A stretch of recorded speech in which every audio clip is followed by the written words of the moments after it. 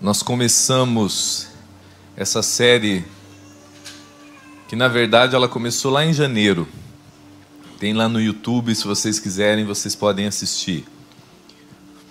E agora nesse mês de setembro, chamado Setembro Amarelo, mês de conscientização e prevenção do suicídio, nós vamos nos dedicar todos os domingos do mês de setembro, na reunião das 11 e das 18, a compreender como que a graça de Deus ministra as nossas emoções, para que a gente aprenda e lide e não seja paralisado e entre em colapso pelos nossos sofrimentos emocionais.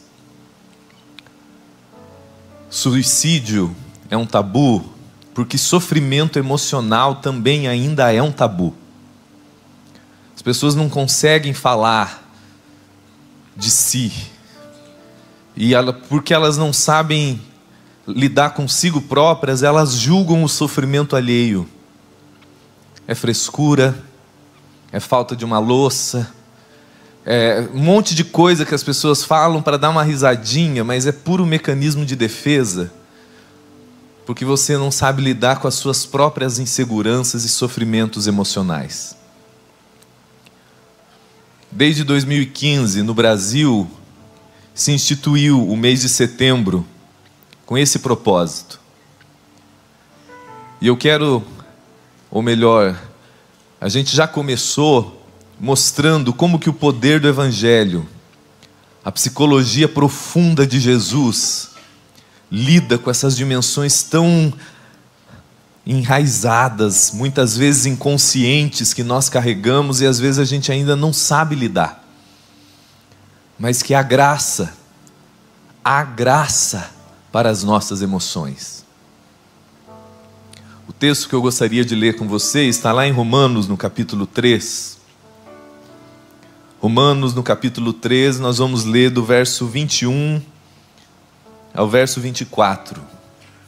Esse é um dos principais textos da Bíblia. É o Evangelho condensado num trecho curto, denso e poderoso. Ele diz assim: mas agora se manifestou uma justiça que provém de Deus, independente da lei, da qual testemunham a lei e os profetas. Justiça de Deus mediante a fé em Jesus Cristo para todos os que creem, pois não há distinção. Todos pecaram e estão destituídos da glória de Deus. Verso 24. Sendo, pois, justificados gratuitamente por sua graça, por meio da redenção que há em Cristo Jesus.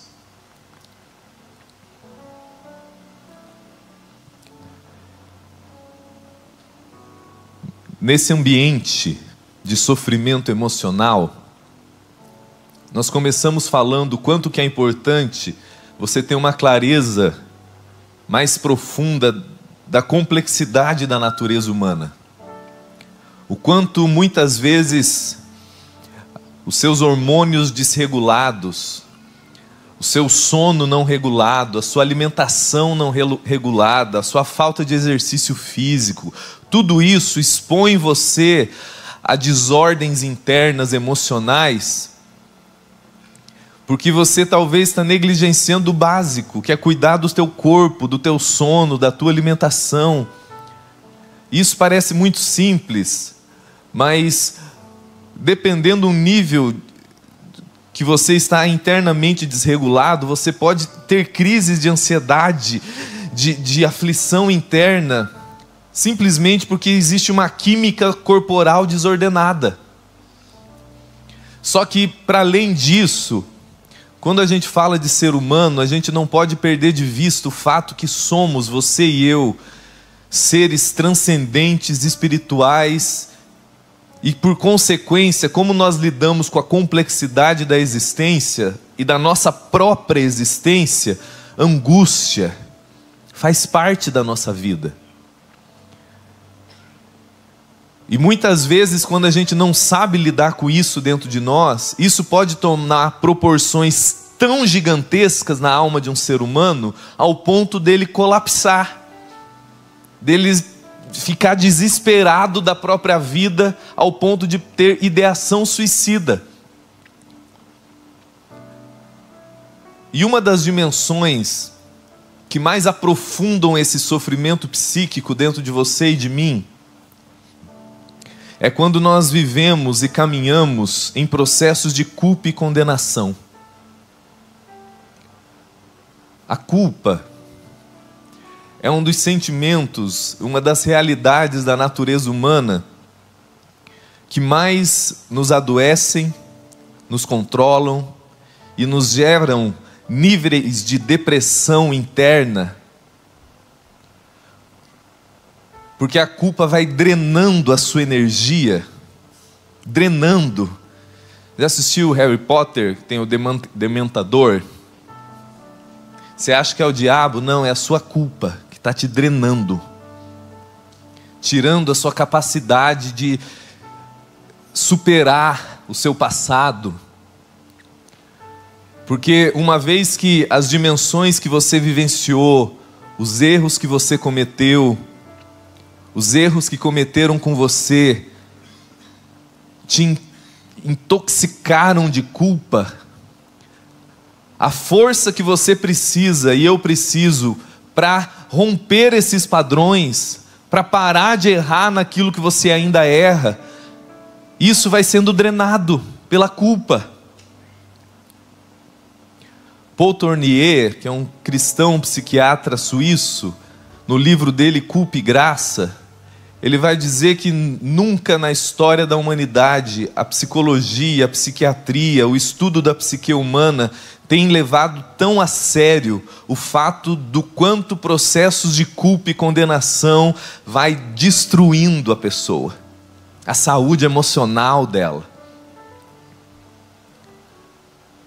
Porque às vezes você não se dá conta que um erro que você cometeu, que um padrão que você quebrou, que um erro que você está cometendo, você não consegue sair daquele padrão, porque a sua alma está sufocada por esse sentimento.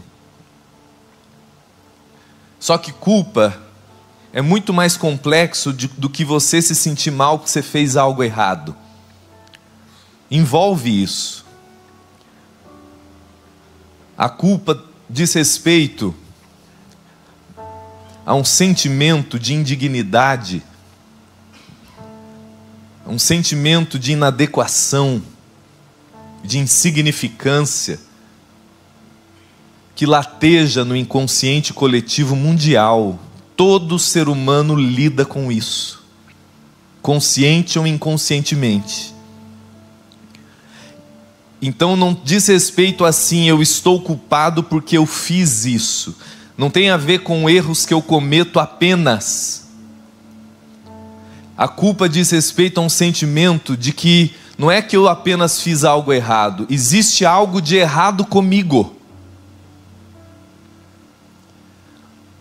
Existe algo de errado comigo, que faz com que eu me perceba no mundo, com que eu sinta a existência, com que eu lide com as coisas, continuamente com essa sensação estranha, latente, na maioria das vezes inconsciente, existe algo de errado comigo. Um senso de indignidade, de vergonha, de inadequação que você e eu lidamos. E aí, quando você erra, ou quando erram com você, a sua alma conclui: viu como tem algo errado comigo? Viu? Viu como eu sou um lixo mesmo? Olha o que eu fiz. Olha o que eu estou fazendo. E a sua e a minha alma, ela é tão complexa, querido, que nós nos sentimos culpados até pelo erro que cometem conosco. Você sabia que isso é um dado psicológico? Que toda mulher abusada fisicamente, toda mulher traída, eu digo mulher porque mulher é mais sensível, mas homem também está nessa bagaça toda. Toda pessoa que se vê traída, agredida, por mais que ela denuncie, que ela grite, que ela xingue, lá no íntimo dela, a alma dela vai concluindo: eu devo ter feito algo de errado. Tem algo errado comigo, por isso ele me trata assim. Tem algo errado comigo, por isso eu fui abandonado. Uma criança abusada, seja fisicamente, sexualmente, verbalmente, a alminha dela vai desde cedo se enraizando na culpa. Você sabia que toda criança que vive num ambiente onde os pais se divorciam, mesmo que ela não organize os pensamentos dela, mas ela sente que a culpa é dela? Porque ela fala: é por minha causa que isso está acontecendo. E às vezes ela tenta resolver e ajudar os pais com 3, 5, 6 anos. Mas quando tudo desmorona, a alminha dela fala assim: eu sou responsável por isso aqui. Eu devo ter feito algo de errado. E isso acompanha você e eu, porque a minha e a sua alma como se fossem absorvendo sementes de vergonha, de indignidade, de inadequação. E isso vai moldando o modo com que você se vê no mundo. Você se vê inadequado, indigno.